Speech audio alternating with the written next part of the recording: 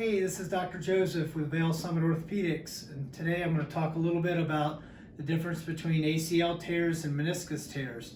The ski season's coming right up here, and it's a real common injury that all the orthopedists here see. So ACL, of course, is a ligament that's in the middle of the knee there, and the idea of an ACL ligament is it gives stability, and it gives stability with rotation. And so obviously with skiing, if you have too much rotation, so let's say there's a ski attached to this knee and it over rotates, well, one of the first things that can fail is that ligament that's way inside of there. At the same time that fails, these rubbery things here are kind of like spacers, and they're meniscus, and they provide sort of a cushioning and a padding in the joint. And if the knee goes too far and the ACL tears, then commonly it can also tear the meniscus.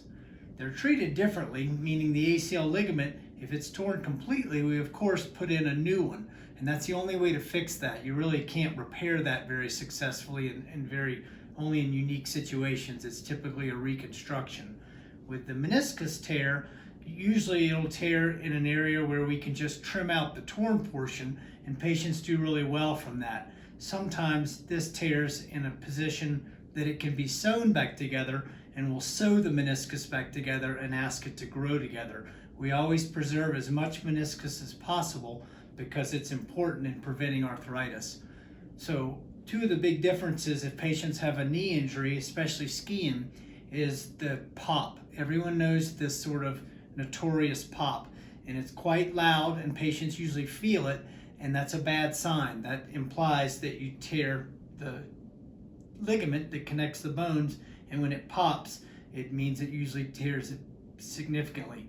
If that's the case, it'll swell dramatically, meaning it usually swells very quickly. Not everyone swells, but most people say that, boy, it swelled up significantly in the first couple of minutes, and they can't usually ski down the mountain. There's exceptions, and some people are able to get down the mountain on a fully torn meniscus, but commonly patients, when they stand on it, say, no way, I don't trust this.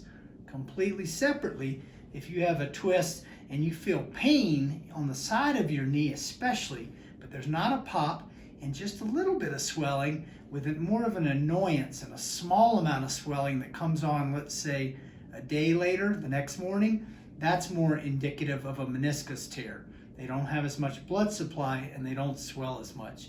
So that's an important difference. Both are very fixable and they're very common, and they're typically with ski injuries, but they can be with any other sporting type, rotary twisting type activities.